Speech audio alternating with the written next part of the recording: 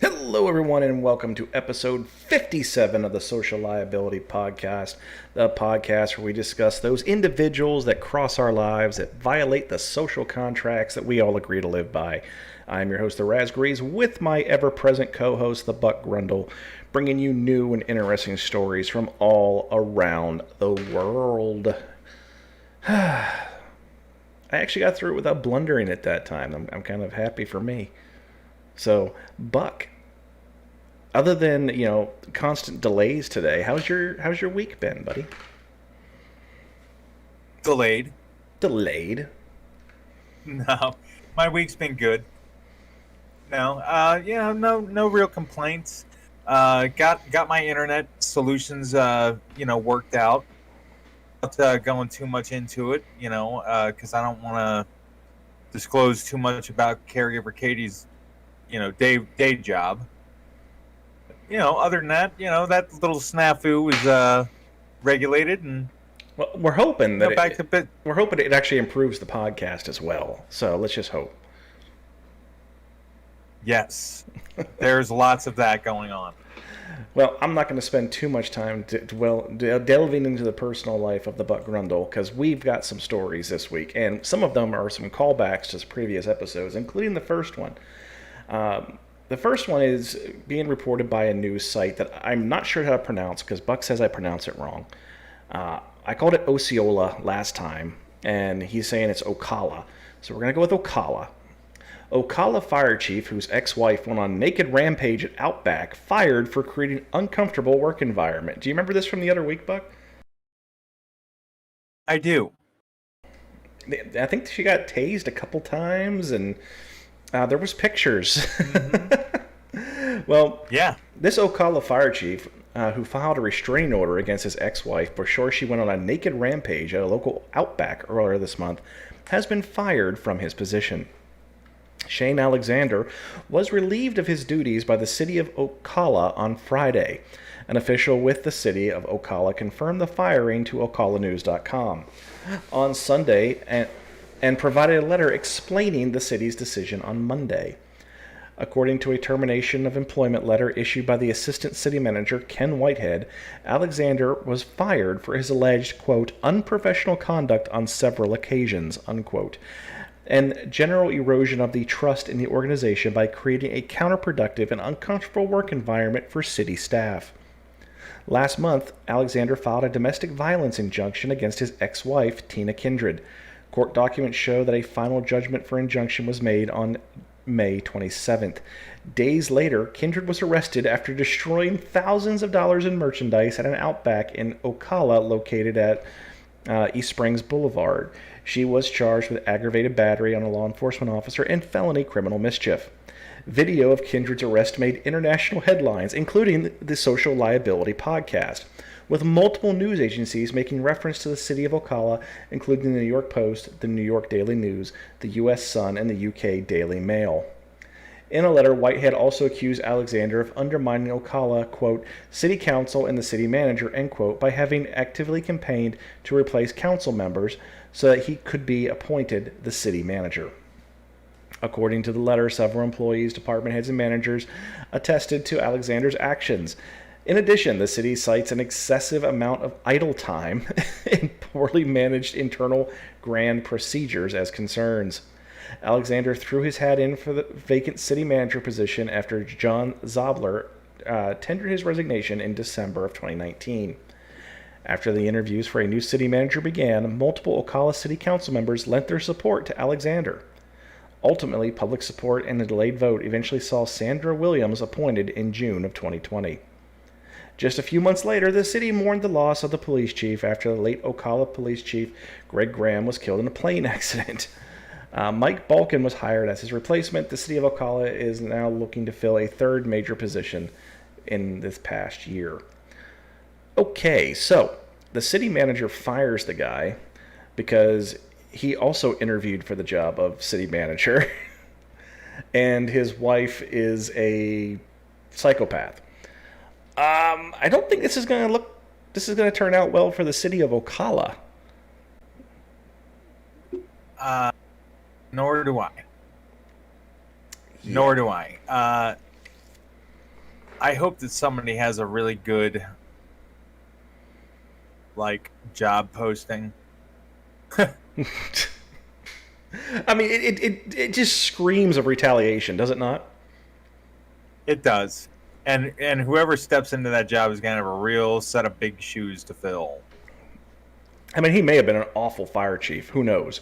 But when he's in the running for the job, somebody else gets the job, then fires him after his wife goes on a naked tirade through an Outback. And if you read into what they were saying, he filed domestic violence. He got the injunction. His wife, he was being the victim. So right. So you got a battered spouse who you're firing in retaliation for trying to get the job that you put in for. Yeah, okay, this is going to go great. It's definitely, I hope when the dust settles that this guy has a really good membership to Indeed or Monster or something, because he's going to need a resume that could get Ray Charles a driver's license. after swinging the hammer down like that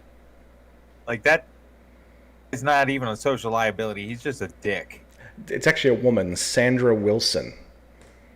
Oh Jesus. That's gonna be an interesting one. But we did there wasn't a whole lot of comedy to that one, but I still wanted to bring it up because we had spoken about it previously, and then the liabilities of it just continue. Well, I mean, it may not be funny, but it kind of embraces the entire premise of our show. These people are the epitome of social liabilities. This is what you should strive to not behave like. If you're the most qualified person for a job, you should get the job. I use that term "should" liberally, but because we all know that the world doesn't work that way in a lot of instances. But resorting to that kind of dickery, that's just that is again a social liability in action. Very true. And although we don't have very much to make fun of, still calling that bitch to task, and that's it. True. Well, our next story comes from the Belfast Telegraph. I can't pronounce this. Limavady, Livady, Limavady,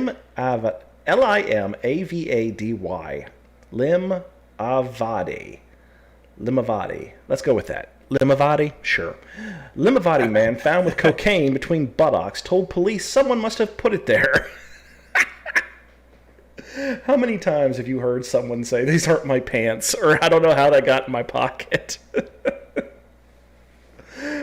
A judge has described as a bizarre explanation put forward by a convicted drug offender that a bag containing cocaine was found between his buttocks had been put there by someone else without his knowledge. Declan Butcher from Glenmill Park in that town appeared before Derry Magistrate Court yesterday, charged with breaching previously imposed bail conditions by possessing drugs.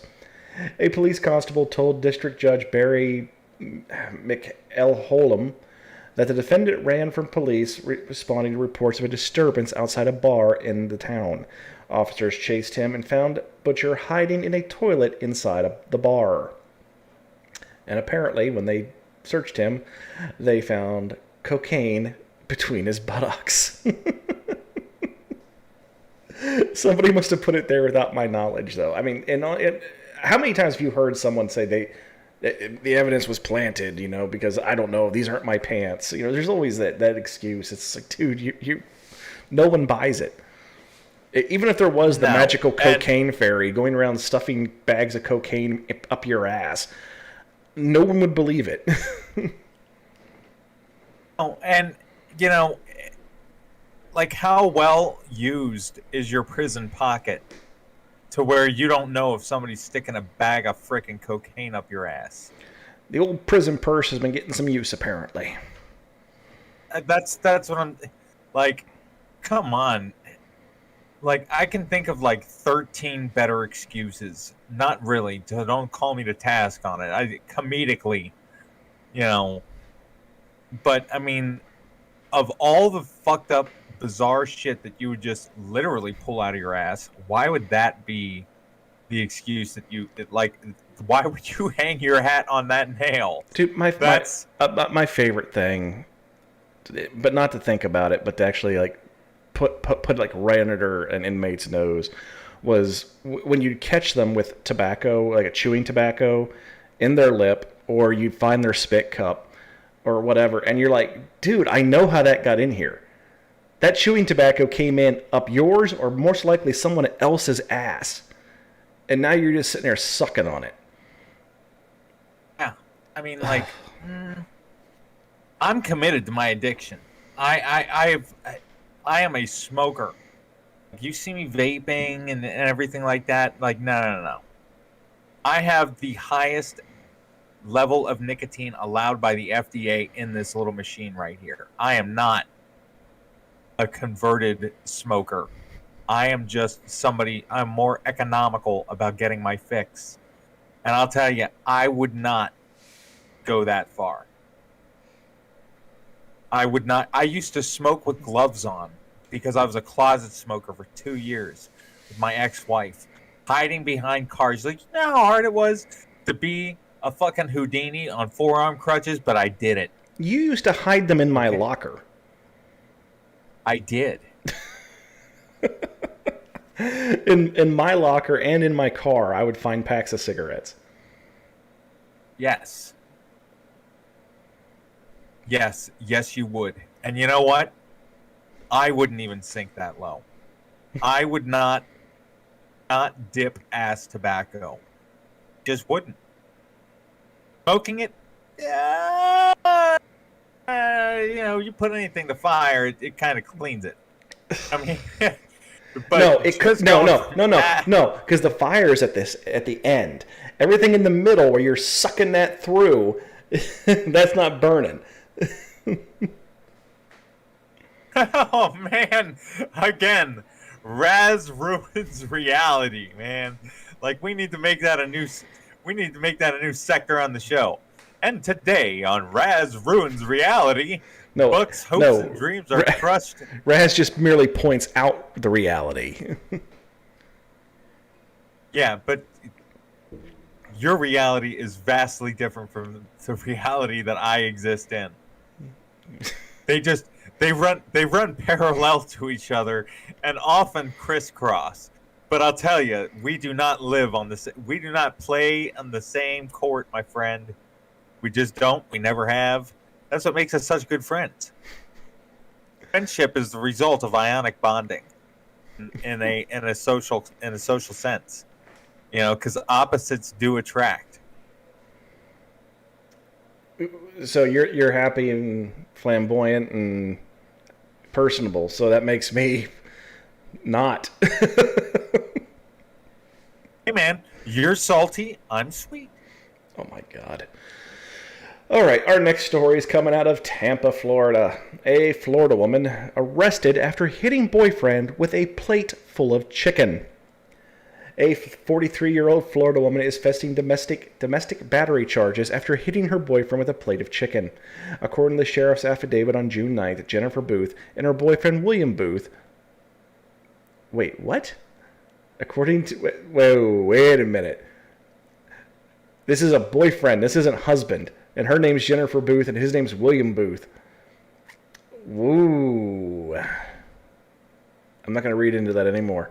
I had an argument over an LA Fitness gym membership. After working on the property all day, I took a break to cook dinner and have a meal after a long day in the sun, said William Booth. I confronted Jen about getting a membership at LA Fitness. I swear to God, that's what it says. And she became violent. Words were exchanged about her becoming jealous of girls at Lowe's, and it's okay to meet with a personal trainer at the gym, said William. According to the sheriff's report, while the pair was sitting down to have dinner, Jennifer picked up a plate full of chicken and threw it at William's face, hitting him in the chest and face. I told her there was it. I told her there was it. I can't take it anymore. I called her daughter in Arizona, and she became violent, and that's when I called the sheriff's office. This is so poorly written. I mean, I know they're quoting the guy, but I think I still would have cleaned it up a little bit. The 56-year-old victim received no injuries in the chicken war, and both Jennifer Booth was booked into the Manatee County Jail. She was, however, released on a bond of $500. She just grabs a plate of chicken. At least they wrote chicken war. Yes. At least they wrote chicken war. He received no injuries in the chicken war. Is it really a war if there's no return fire? There was a lot of foul play. Oh my God, no.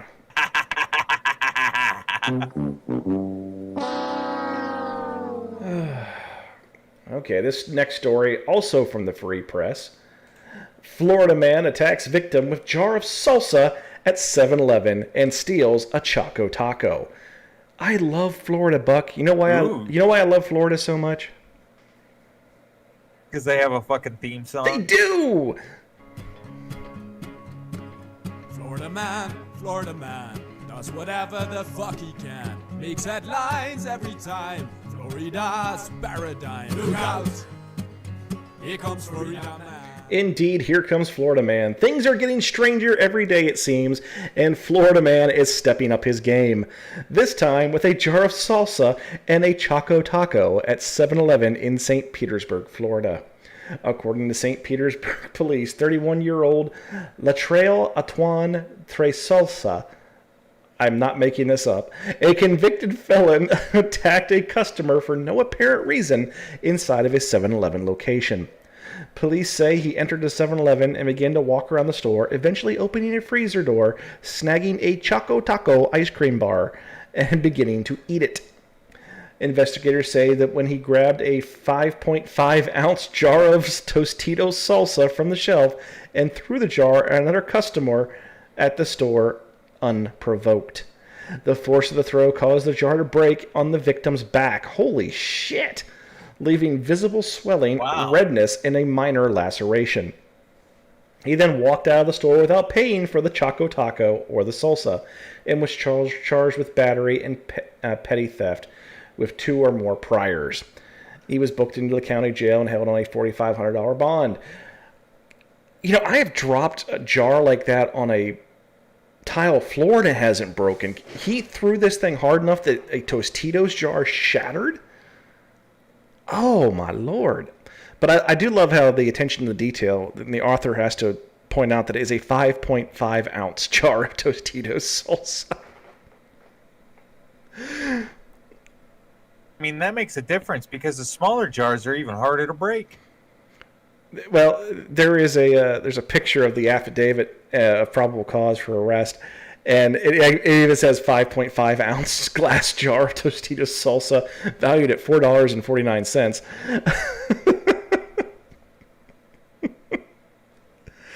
Oh my Lord. That's just insane, though. I just imagine the force that dude got hit. Oh, God. That was definitely a spicy encounter. No. Okay. Yes. No, you're just... Yes. You were painful sometimes. You know that? Just painful. Again, salty and sweet. Okay, right now we are... The grumble. We are paused for our commercial break. If you're watching us on our YouTube channel, we'd just like to remind you to please like and subscribe. We need the word of mouth, and we need you to tell a friend. I'm going to lean over here because we lost Buck for whatever reason. Hopefully he'll be back here in just a moment. But if you subscribe, hit that notification bell so that you get made aware when we go live, because there is no real set time. Really, it depends on our schedules when both of us are available. We typically record these on Fridays, and then we push them out pretty quickly. We do it live on YouTube, and it comes out on all of our audio platforms, which you see at the bottom of your screen right here, Spotify, Apple Podcasts, Anchor. And you can typically find them on there. Usually all of them are on there by Saturday morning. So if you listen to us on the go and tell a friend and share the podcast with those that you love. Or, hell, share it with people you don't like. I don't care. Are you back, Buck? Either way, yeah, I'm sorry about that. My computer is just doesn't like me. Well, but either way, share it with somebody that you like or love or don't like, and just listen to everything Raz said with interest, because he makes sense. Okay, we're going to go back live in 3, 2, 1. All right, so we have some more stories yet to go, Buck, and including this one coming from the Citrus County Chronicle. Steel plate saves man from axe blows to head. Woman arrested for attempted murder. How do we unpack this? I mean, I've asked you before when I've given you a headline, Buck. What do you think this one's going to be about? Now, will you do me the justice of just rereading that headline so I can just absorb it? Steel plate saves man from axe blows to head. Woman arrested for attempted murder. I'm going to have to say,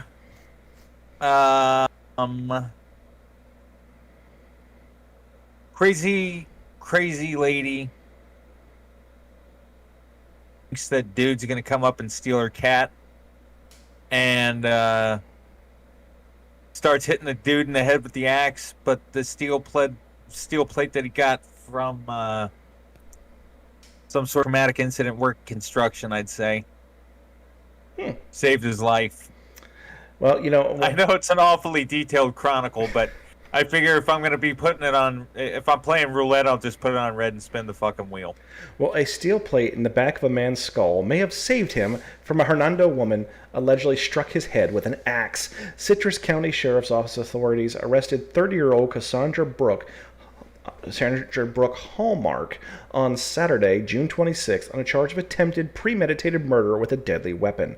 Hallmark was jailed without a bond. According to Hallmark's arrest report, the sheriff's office was dispatched Saturday to a man being struck by a double-sided medieval axe at a Hernando address. Hallmark, who a witness identified as the man's alleged attacker, had run away. Deputies questioned a man who said he and another man were walking on a water pump when he felt a thump on the rear of his head, stunning him before he felt a second impact. Deputies noted an inch-long cut to the back of the man's head, a couple inches away from the top of his spinal cord. It was later discovered that the victim had a steel plate inserted in the back of his skull. Hallmark's arrest report states, which may have contributed to him becoming dazed. Or, not fucking dead. According to the arrest report, the man said he saw another man yelling at Hallmark, who was holding the axe above her head, before the man disarmed her and chased her away. Deputies spoke to the man who witnessed the alleged attack. He corroborated the injured man's statements, adding Hallmark, who is homeless, stayed in a shed on his property the evening before. He said he let Hallmark into his house to get cigarettes, and she must have grabbed the weapon from off of his wall display. Hallmark's statements to deputies were redacted in her arrest report. Okay, so dude is letting homeless people sleep in his shed, lets them inside to get cigarettes, and he happens to have battle axes hanging on the wall. I'm not even shitting you, dude. I was gonna say crazy homeless lady, but I just thought it was gonna. I thought it was gonna be too far out there, so I went crazy lady doing yard work with an axe. But I was gonna say crazy homeless lady. I was gonna say it. God. We'll give you credit. We'll give you credit. Don't give me credit, man. I don't want your... You're a trustworthy bloke. No, man. No. I already get a participation medal for everything. I'm okay with sitting on a bench on this one.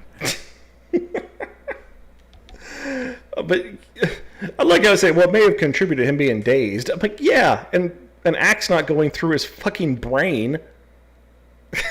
Mayhaps.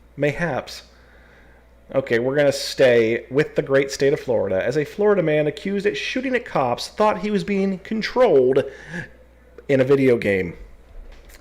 Yeah. A 25-year-old man charged with attempted murder after shooting at police officers from his balcony claims he thought he was in a video game. Kyle Raymond was arrested Sunday after firing at 2 police cars that responded to his Boca Raton apartment building after 911 calls from an unstable man screaming in the parking lot. Raymond fired 13 rounds from a .40 caliber Sig Sauer P229 handgun from the balcony to the street below, hitting one of the cops' tires and piercing the other's roof. Several other guns were found inside the apartment when officers served a search warrant. He believes someone poisoned him, an officer wrote in the affidavit. He believed that he was being controlled in a video game. He believed that his actions were being controlled by someone else. Another officer specified that Raymond thought he was inside of a game similar to Grand Theft Auto. Raymond was charged with 2 counts of first-degree murder attempted murder of a law enforcement officer and unlawful discharge of a firearm, according to online jail records. This really kind of irritates me because now there's going to be that renewed thing where video games make people violent, and the dude's just a nut bar. And we lost Buck's microphone completely, so I'm not sure what he's saying. But, I mean, we've had this. Every time we have someone who is a video game player or knows about video games, we get this newfound, oh no, the video games are making them violent. And I'm not looking forward to that. Let alone the fact that this guy probably should be medicated or, not accessible to the general public. He was just sitting on his balcony taking shots at officers. I mean, that's just strange to begin with. Can you hear me better? Yeah, we can hear you. So why don't you give us your take on the story? I just, first off, I want to know what this guy had. Poison my ass. I want to know what the fuck he had so I can buy 2 of them. Yeah, cocaine is not a poison. Well, maybe it is, but still, not in this sense. Well, I don't think it makes you shoot at cops. Like, I've never tried cocaine. I really haven't. But I'll tell you, I've known people who have, and they have not wanted to shoot cops. They've wanted to do some other, random, stupid-ass things, but shooting cops has never been on, the list of things that cocaine has ever led me to see people. I can't even speak intelligently because this guy's such an asshole. Fuck. Well, our next story is coming from the Atlanta Black Star. Man plants Moorish flag at woman's New Jersey home, claims sovereign status gave him ownership of her property. A Los Angeles man has been hit with several charges, including criminal mischief, burglary, and criminal trespass, after he and several others broke in and claimed legal residency of a black woman's vacant property in Newark, New Jersey. The incident allegedly took place on Thursday, June 17th, when a woman whose name on social media is listed as Shantae with the handle Reg Black Girl attempted to enter the home she purchased in February of 2021, but couldn't because 4 men were claiming to have legal residence of her vacant property and have changed the lock. Newark Public Safety Director Brian O'Hara said in a statement to NBC News. He noted that Shantia was visiting the home to make some renovations. The woman called authorities who, when arrived on the scene, requested proof of identification from the 4 suspects. They claimed to be sovereign citizens from the Moroccan empire, and their status permitted them to access to the property. According to this Southern Poverty Law Center, sovereign citizens believe that they, not judges, juries, law enforcement, or elected officials, get to decide which laws to obey and which to ignore. In addition, they don't think they should have to pay taxes. After police confirmed that Shantia was in fact the homeowner, they informed the individuals they could not be on the property. They left, but around 2:40 p.m., one man, later identified as 39-year-old Herbert John of Los Angeles, returned before the homeowner's locksmith could change the locks. John allegedly used a key and entered the home and placed a Moorish flag representative of sovereign citizens in the window. O'Hara stated that the Newark police SWAT team was eventually deployed because the suspect refused to leave and claimed that he was in rightful possession of the home. The suspect was essentially a squatter in a vacant home who had the locks changed. No weapons were used in the incident. Shantia, who said she was receiving threats from the group prior to the incident, retold the story on the popular social media platform TikTok, warning others of her bizarre encounter. It was randomly, but not randomly targeted by a terrorist group that doesn't follow any of our rules and would be violent in efforts to steal my house. It's not the sexiest crime Lifetime show that we're used to seeing. There was something for me to try to communicate a cautionary tale that this is bizarre and crazy, but it's real life. It happened. John was arrested, but has since been released. He faces charges of criminal mischief, burglary, criminal trespass, and terroristic threats. Okay, so sovereign citizens are fucking Looney Tunes. And, squatters, I think, need to be rounded up, dropped in the middle of the ocean with a half blown up floaty and wished luck. But the thing that's kind of striking me as odd about the story is she had received threats from the group prior to the incident. They targeted this house for a reason. I'm kind of curious what the conversation was beforehand. I would have to agree with you on that one, Raz. There seems to be a little bit more under the surface to this that we are not privy to. And, it kind of leaves me hungry for a little bit more information before I can pass, any kind of real judgment on this. Well, not real judgment. Real judgment is that, squatters should be rounded up and thrown in the ocean on a half-inflated raft. But comedic judgment. There's not really a lot there to make fun of. Again. This is just people being social liabilities. Well, we knew somebody who kind of went down that sovereign citizen route, and it was rather amusing because this person asked me one day. Are you talking about Phil? Yes, Phil asked me one day. Do you know what a license is? And he thought he was going to trip me up, and I said authorization to do something that would otherwise be illegal, and all of a sudden he thought, oh, I was also a kindred spirit. No, I just knew the definition of a license. And for other reasons entirely. But then I went down that rabbit hole with him and learned everything that he believed. This guy just tried to start his own police department. I mean... I seriously believe that Patrol 1 had a tinfoil hat in the back seat. Yeah, he got an old police car, put on the side, Patrol 1. Yep. Yep. And he got a contract with a trailer park to do the security, even though he wasn't a licensed security company, and was drive Patrol 1 around writing tickets. I will tell you what right now.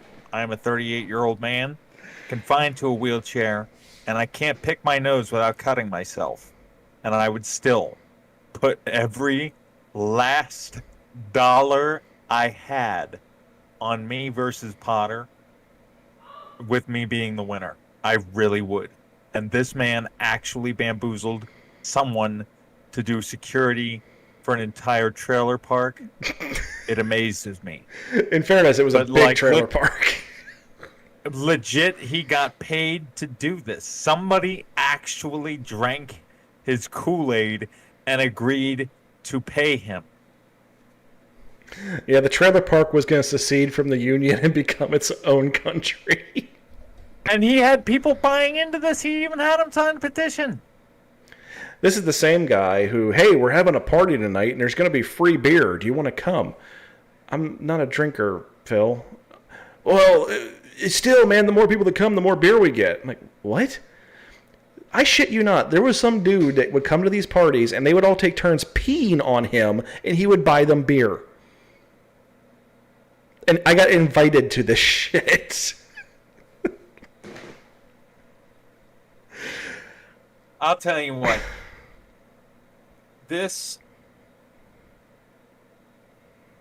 I'm not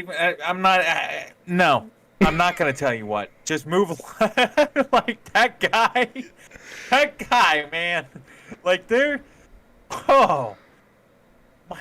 My sisters told me when I was growing up that I was a loser magnet.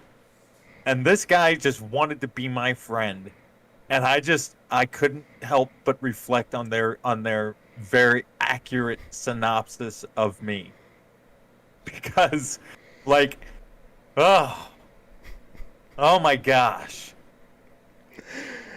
Oh, this is the same guy who put he was wearing a gun holster with his keys in it because it was a key silencer. Oh,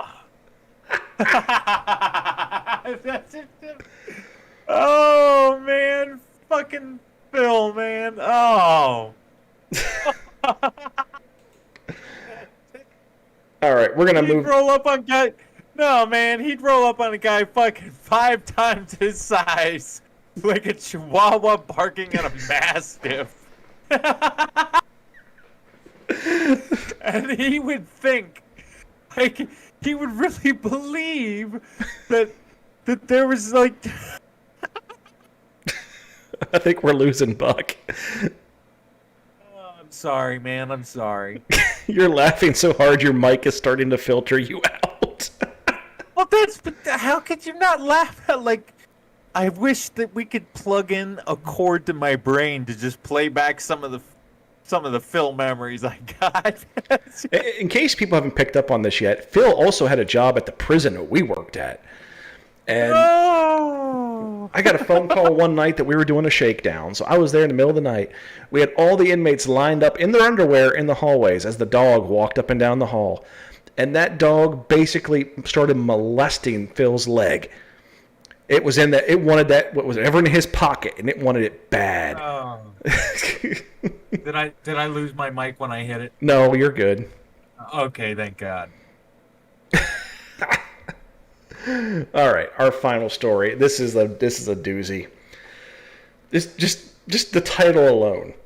Florida woman named Booze arrested for drunk driving after crashing into Taco Bell sign. Now, this isn't so much a story as a bunch of bullet points about booze. So bear with me here. A Florida woman named Kanisha Booze was arrested for drunk driving after she crashed into a Taco Bell sign in St. Petersburg and fled the scene.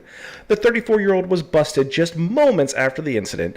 After her hasty getaway, she saw her speeding through red lights. She was taken to the local jail, where she is charged with multiple crimes. 1. Booze works at the Taco Bell where the crash occurred. According to the arrest report obtained by the Smoking Gun, Booze hit a tree and then the Taco Bell sign, then the restaurant's water meter at roughly 10:20 p.m. on the evening of Saturday, June 19th. She was then spotted speeding through 2 red lights. Close by, police nabbed her and brought her in. Number 2. It was immediately clear that Booze was drunk. Police said she had bloodshot, watery eyes, a dazed and blank expression on her face, and an odor of an alcoholic beverage on her breath. However, she refused to complete a breathalyzer test. Perhaps unsurprisingly, this wasn't Booze's first brush with the law. She has 7 previous convictions for driving without a license, as well as marijuana possession and grand theft convictions. Number 4, Booze was charged and released after her latest incident. St. Petersburg police charged her with DUI involving property damage, leaving the scene of an accident, and driving with a suspended or revoked license. She posted $1,750 bond and was released early Saturday morning. Really? I would have to say that this woman comes from a family who has a real diehard tradition for naming their children after how they got there. It's her last name. So the whole family apparently is... Oh my gosh. Yeah, it's Kanisha Booze. Booze. Man, that sounds like something. Oh boy. But, I mean, she has quite the extensive record. And all of them for, convictions for driving without a license, marijuana possession, and grand theft. They got her for... She was fleeing the scene of an accident, property damage, drunk. And they gave her a less than $2,000 bond and wished her luck? Seriously? If it were Adams County, she'd have got ROR. That's true. Yeah, I'm convinced women, only women that told the judge to screw went to jail in Adams County. Yep. Yeah, pretty bad. But They even knew who she was, and she worked at the Taco Bell and was playing bumper cars in the parking lot, took off, ran through the red lights. But just the irony of her being named Booze, I guess, is what makes the article. When I was growing up, my mom drove an 87 Caprice Classic station wagon with the suicide seat in the back. We'd all be flipping people off on the freeway from the back seat. It was an awesome car. But so in the town that I grew up in, Berkeley Springs, West Virginia, a couple of years after I worked there, I remember I was in 6th grade and we got a McDonald's, and boy, oh boy, Major D chords, the mayor of the town showed up for the opening, cut the ribbon and everything, man. McDonald's is open for 2 fucking days, and my mom drives through it. Go on. You have my attention. Oh yeah, she took that, and the best part about it is that she not only took out the drive-through and shut down the McDonald's that our town had been urging and yearning for. We had newspaper articles and everything. But what turns out is that my mom did not want to have the McDonald's there. No. She had just had the brakes done on her car at the local service station, and when they redid the brakes, they didn't put brake fluid back in it. So she had just enough in the lines to get her to the McDonald's. And then when she was at the drive-thru, she's like, I had to make a decision. Either rear end the car in front of me with 3 kids not in seats or in seat belts, or go into the brick drive-thru. And I thought that it would stop my car. And it didn't. And it didn't. So it had to be shut down for almost a month and a half after my mom drove through it. And that's when they moved out of West Virginia. No, we stayed there for a while longer. My mom actually drove through our neighbor's front porch in that same car and backed into the Berkeley Castle. Dear Lord. Yep. Your mom sounds like a menace. Classic. Your mom sounds like a menace. Yep. All right, folks. Well, that's all. That's all we have for this week. We're back every week with new episodes. I'm going to go yell at my children for deciding to be screaming and hollering and just outside the door, and even knocking on the door as I'm trying to record. But hopefully, if everything goes well and they learn their lesson, you'll hear us here next week, provided I'm not incarcerated. And we'll have an even better episode of the Social Liability Podcast. I've been your host, The Raspberries, with my co-host, The Buck Grundle, reminding you to tell a friend, subscribe, do everything you can possibly do to make me happy just by getting the numbers on this goofy little podcast up. Anything else, Buck? If you do by any chance end up in jail, next week's podcast will be approximately 20 minutes long, and will feature Raz from inside prison for his 20-minute phone just call. Put some money on my books and I'll make a call. All right, folks. That's what I'm saying. Laters.